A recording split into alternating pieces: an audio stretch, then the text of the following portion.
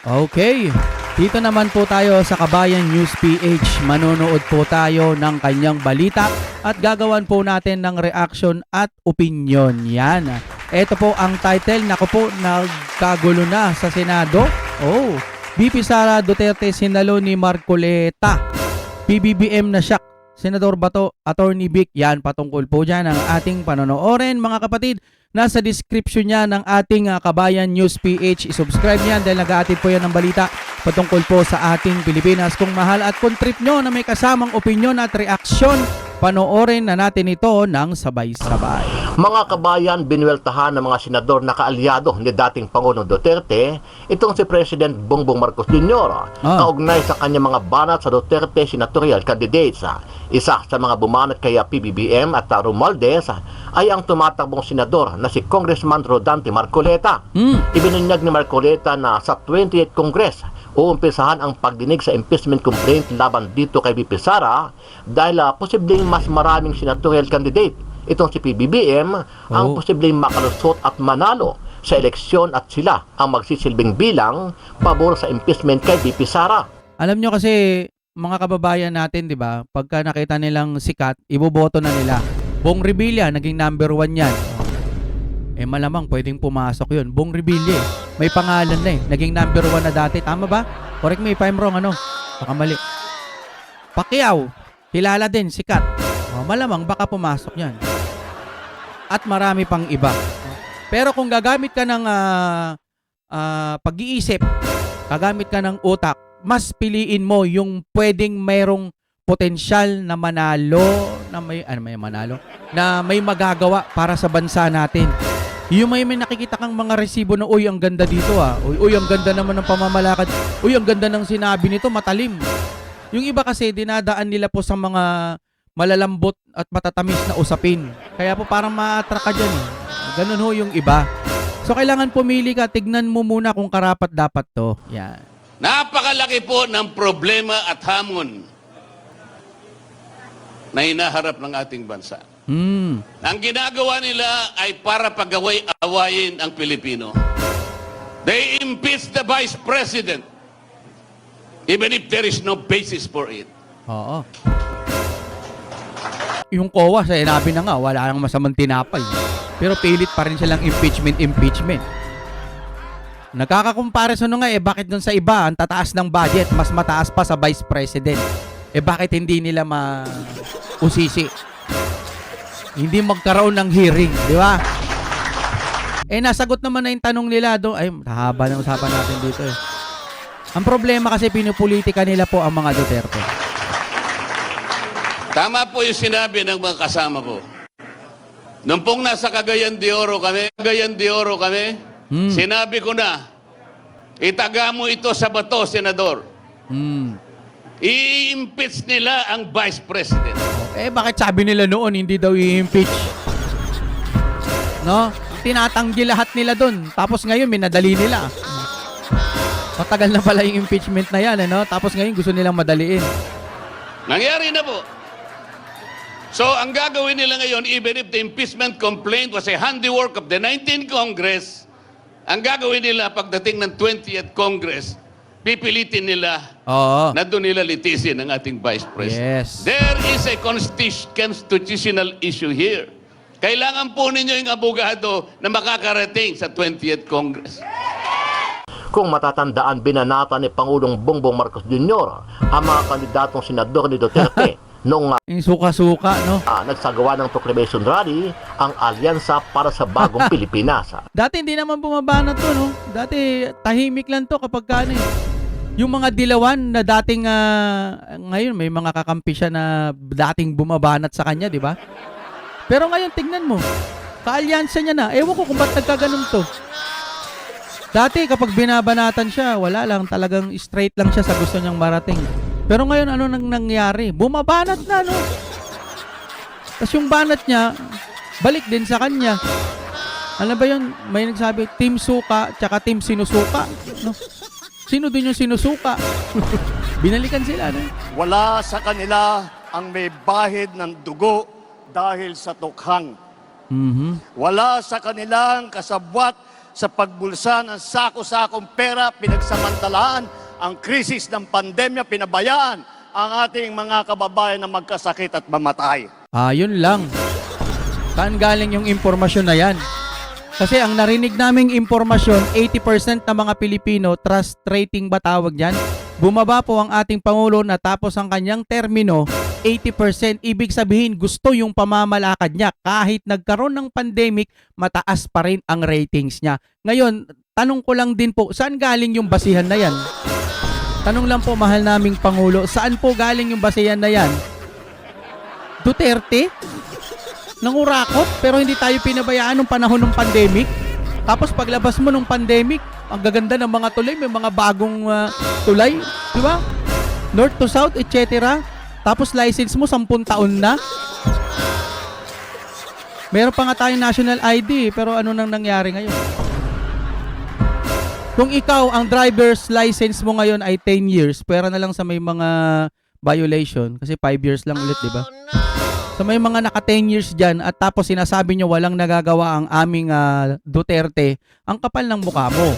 Di ba? Yun lang yun. Grabe naman kayo, mamin. Walang... Ulitin natin yung sinabi niya, kayo ba? Comment lang po kayo dyan, palike na rin and subscribe, ano? Pasuyo lang po, maraming salamat. Comment kayo, sa tingin nyo ba nung pandemic pinabayaan tayo ng Tatay Digong? Para sa akin, opinion ko, hindi. Hindi ho tayo pinabayaan. Trust rating, 80%? Di ba? Saan ka nakakita? Sundalo o kapulisan ba yun? PNP chief? Ayun ko, di ko alam. Basta naka-uniform siya ng pulis. Nung tapos na ang termino ni Tatay Digong, umiiyak yung pulis. Ewan ko kung chief ata yun. Umiiyak. Gusto yung pamamalakad ng Tatay Digong natin. Di ba? Tingnan nyo mga ano sabi nito. Ang may bahid ng dugo dahil sa tukhang.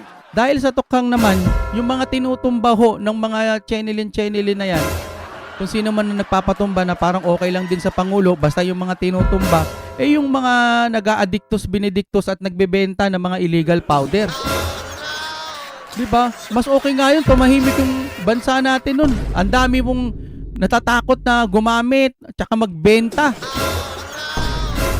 At doon sa mga nagtatanong kung bakit daw yung mga maliliit na daw ang tinutumba, yung mga drug lord, hindi daw sabi nga ng Pangulo natin, meron daw siyang inilaglag sa helicopter, no? Drug lord, di ba? Meron din, yun nga lang kasi kapag ikaw ay lord, nandun ka sa pinakataas, iilan lang talaga kayo. Tapos yung mga galamay ninyo marami, kaya yun yung mga nadadali. Yung mga nasa taas nadadali man pero hindi sila, konti lang naman yung mga yan eh. Ang problema lang talagang malalakas ang depensa ng mga nasa taas. No, pero sabi nga ng ating Tatay Digong, baka meron pang iba, hinulog sa helicopter. Alala niyo yun, sinabi niya. Wala naman daw nakakita. Diba? Kukunti lang yung nasa taas. Kung makukuha nyo yung ibig kong sabihin, yung mga nasa baba, maraming inuutusan. Yun yung mga nahuhuli. At tinuturo nila kung sino yung mastermind. Ang problema, mahirap kasi talagang hulihin yung mga yun. Pero may nahuhuli. Yun po yung mga dinadali. Kaya may mga bahid ng dugo. Kaysa naman po, pag nakahuli kayo, ikukulong ninyo, tapos sa kulungan, dahil nga Lord, di ba? Dahil nga Lord of the Rings, Lord of Illegal Powder, anong gagawin daw sa loob? Sabi ng Tatay Digong, magluluto lang daw. Wala nga silang bahid. Pero kung ganun ang sistema kasing gagawin, hindi matatakot yung mga nagbebenta ng illegal powder. Kaya nga gusto nila dito sa Pilipinas kasi walang death penalty. Ay. Wala. Kaya mag-isip-isip kayo, teka lang po mahal na Pangulo. Kaya mag-isip-isip kayo. Kapag umattend din kayo sa mga ganyan, sa bagay tama naman na a-attend kayo para pakinggan nyo rin yung kanilang mga sinasabi kung may laman o wala. Kaya sabi nila pagka ang lata daw, walang laman, maingay, no? Tuloy. Sa kanilang kasabwat sa pagbulsa ng sako-sakong pera, pinagsamantalaan ang krisis ng pandemya, pinabayaan ang Taas-taas ng ratings ng Tatay Digong namin. ating mga kababayan na magkasakit at mamatay. Ah! Wow! Wala sa kanila ang mga pumapalakpak sa China at natutuwa pa kapag tayo ay binobomba ng tubig. Hoy! Ako man ayoko sa ginagawa ng China. Mahal naming Pangulo, kung may problema sa China, ikaw ang presidente ngayon. Dapat gawan mo siya ng aksyon. Ngayon, ikaw ang parang pinaka namumuno sa lahat eh. E di kausapin mo yung China. Ang nangyayari ho kasi, base lang ho ito sa opinion ko, no, sa mga nakikita ko. Panay sisi nyo sa dating administrasyon na kung bakit nagkakaganyan yung China. Ikaw ang nakaupo ngayon, ikaw ang may pagkakataon ngayon na kausapin ng China. Huwag nyong puro ibintang ng ibintang doon. Ikaw, nasa iyo ngayon ang kapangyarihan. O sige, salubungin lang natin, salubungin lang natin. Sundan lang natin yung sinasabi niya. O sige na, may kasalanan na yung base sa inyong mga sinasabi lang, no? Pero ba't ngayon nasa inyo na ang kapangyarihan? Ba't hindi ninyo kausapin ang China na huwag kaming gambalain, gawin ninyo ng maayos? Kasi po ang Tatay Digong noon, nung panahon niya, sabi niya, kinausap daw niya ang China. Bakit nyo to ginagawa sa amin? Maliit na bansa lang kami. English yun eh. Nakalimutan ko na sa SMNI News kaso natanggal na yung channel na yun. Pero napanood ko yun. Kinausap niya yung China. Hindi na po ibinalita yun ng mga bias media. Dahil nga nagkausap sila, iniisip na nila pro-China. Pero kinausap, siya yung panahon na yun eh. Kung tutusin lang, pwede niyang isisi yung nakarang administrasyon. Saan ba nagsimula? Di ba po dun sa mga dilawan, may usapang mga benta-benta ng mga lupa ng mga isla-isla, etc. Kung sino man, kung ano man yan. Nagsimula sa dilawan, pero ang Duterte gumawa ng paraan. Hindi na siya nanisi doon sa administrasyon dati. Gumawa siya ng paraan niya. Kinausap niya ang China. Ngayon, sa administrasyon nyo ngayon, kausapin nyo rin. Ano ba hong nangyari? Hindi kada interview ang nakikita ko, panay sisi nyo sa Tatay Digong. Pro-China, pro-China, pro-China. Ako ayoko din sa ginagawa ng China. Lintik yan eh.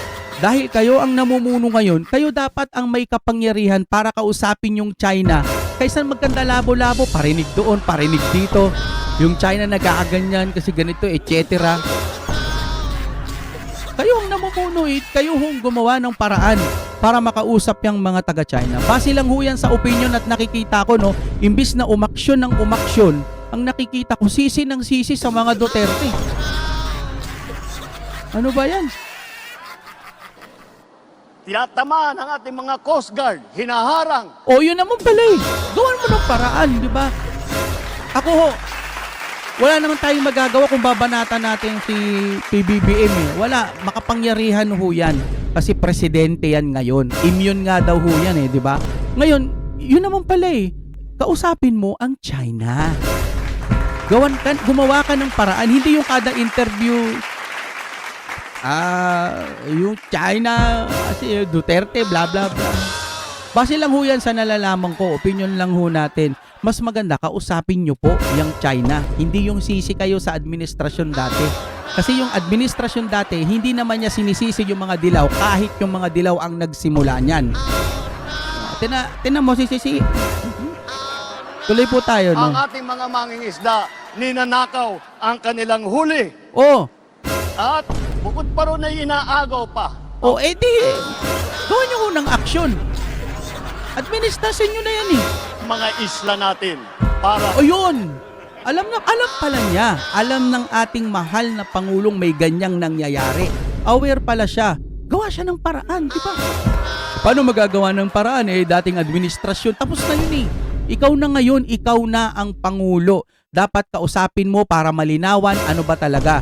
Kasi magpasa hanggang ngayon yung mga Pilipino, lagi silang nakakakita, inagawan, inabuso, itong binuli yung ating mga Coast Guard, etc. Ngayon, ano bang aksyon ng nakikita natin? Wala, kundi sisi lang ng sisi sa administrasyon Duterte kasi nga pro-China, pro-China, pro-China. Eh di na sa mga tao tuloy iniisip nila, maka-China yung Duterte. Nandiyan ka sa pwesto mo ngayon, ikaw ang may kapangyarihan. Ikaw ang gumawa ngayon ng paraan. Eh paano magagawa ng paraan kung may usapan na nakarang administrasyon? Hindi na. Tapos na yun. Ikaw na. Ikaw na ang Pangulo ngayon. Ngayon linawin mo kung anong klaseng mga pag-uusap yan. para malinawan din yung mga kababayan natin at gawan sana ng paraan. Pwera na lang kung talagang ikaw ay mahinang presidente at hindi mo kayang solusyonan yan. Yun lang, pwera lang naman, no? Wala puro sisi ng sisi. Duterte, lagi ko na lang ho naririnig yan. Pansinin nyo po, bihira ho tayong mag-content ng mga China, agaw-agaw. Ayoko din yun. Nakakabuisit ho talagang inaapi ho tayo ng China.